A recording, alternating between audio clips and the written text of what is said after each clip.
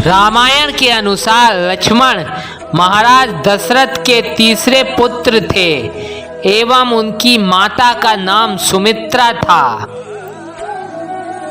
लक्ष्मण के लिए राम ही माता पिता गुरु भाई सब कुछ थे और राम की आज्ञा का पालन ही उनका मुख्य धर्म था। वे उनके साथ सदा छाया की तरह रहते थे। भगवान श्री राम के प्रति किसी के भी अपमान सूचक शब्द को लक्ष्मण कभी भी बर्दाश्त नहीं करते थे। वास्तव में लक्ष्मण का वनवास राम के वनवास से भी अधिक महान था। 14 वर्ष पत्नी से दूर रहकर उन्होंने केवल श्री राम की सेवा को ही अपने जीवन का ध्येय बनाया। उर्मिला जनक नंदिनी सीता की छोटी बहन थी और सीता के विवाह के समय ही दशरथ और सुमित्रा के पुत्र लक्ष्मण को ब्याही गई थी।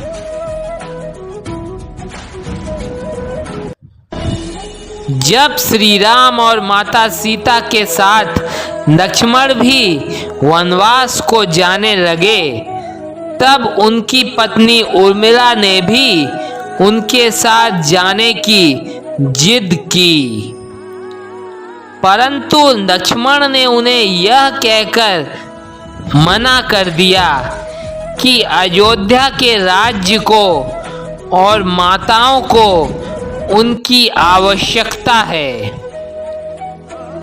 उर्मिला के लिए यह बहुत कठिन समय था।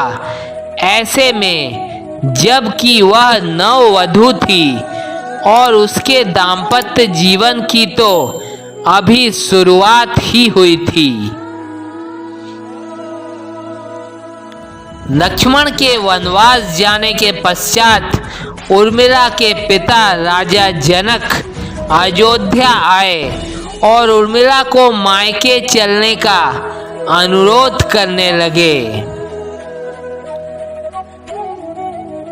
ताकि मां और सखियों के सानिध्य में उर्मिला के पति वियोग का दुख कुछ कम हो सके। परंतु उर्मिला ने अपने मायके मिथिला जाने से इनकार करते हुए कहा कि पति की आज्ञानुसार पति के परिजनों के साथ रहना और दुख में उनका साथ ना छोड़ना ही अब उसका धर्म है।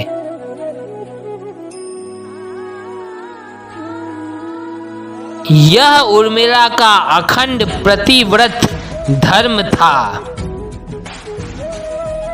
जब लक्ष्मण जा रहे थे तब इस सबसे विकट क्षणों में भी उर्मिला आंसू न बहा सकी, क्योंकि उनके पति लक्ष्मण ने उनसे एक और वचन दिया था कि वह कभी भी आंसू न बहाएंगी, क्योंकि अगर वह अपने दुख में डूबी रहेंगी तो परिजनों का ख्याल नहीं रख पाएंगी। जब वनवास की पहली रात्रि में श्री राम और माता सीता सो गए और लक्ष्मण जागते रहे, तभी नींद की देवी अर्थात निद्रा देवी लक्ष्मण के पास पहुंची। तब लक्ष्मण ने निद्रा देवी से 14 वर्ष तक उनके पास न आने की प्रार्थना की, ताकि वह रात दिन अपने भाई और भाभी की रखवाली कर सके। निद्रा देवी उनकी मांग से सहमत हो गईं, लेकिन प्रकृति के नियम की मांग थी कि लक्ष्मण के हिस्से की नींद का बोझ कोई और उठाए। लक्ष्मण ने कहा कि मेरी पत्नी उर्मिला के पास जाओ और उसे स्थिति से अवगत कराओ। देवी निद्रा उर्मिला के पास गईं।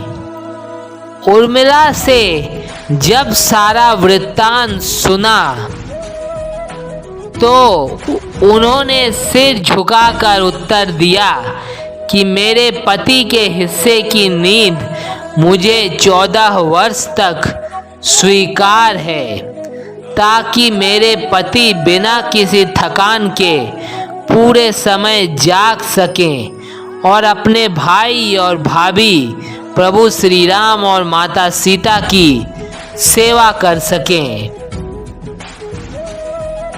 इसके बाद उर्मिला 14 वर्ष दिन रात सोती रहीं, जबकि उनके पति प्रभु श्री राम और माता सीता की सेवा में जागते रहे। इस घटनाक्रम का प्रभाव रावण के पुत्र मेघनाद के साथ युद्ध में पड़ा। रावण का पराक्रमी पुत्र मेघनाद अजेय था। उसे यह वरदान प्राप्त था कि उसे ऐसा आदमी ही मार सकता है जो 14 वर्ष से ना सोया हो। इस प्रकार से लक्ष्मण मेघनाद को मारने में सक्षम हुए और उन्होंने मेघनाद का वध किया था। मेघनाद के वध के पश्चात उनका शव श्री राम के युद्ध शिविर में रखा था और उस शव को मेघनाद की पत्नी सुलोचना लेने आई। पति का कटा हुआ मस्तक देखते ही सुलोचना का हृदय अत्यंत द्रवित हो गया। वह रोने लगी। सुलोचना ने रोते रोते पास खड़े लक्ष्मण की ओर देखा और कहा कि हे सुमित्रा नंदन, आप भूल कर भी गर्व मत करना कि मेघनाद का वध आपने किया है।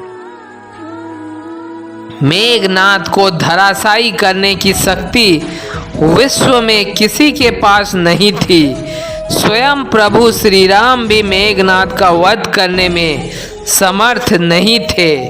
यह तो आपकी पत्नी उर्मिला के पतिव्रता होने का प्रभाव था, जो आप मेरे पति मेघनाद का वध करने में समर्थ हो पाए।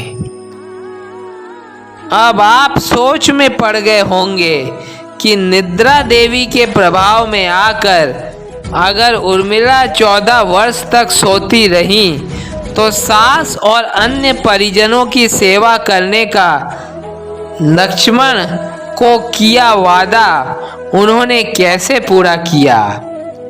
तो उत्तर यह है कि सीता माता ने अपना एक वरदान उर्मिला को दे दिया था।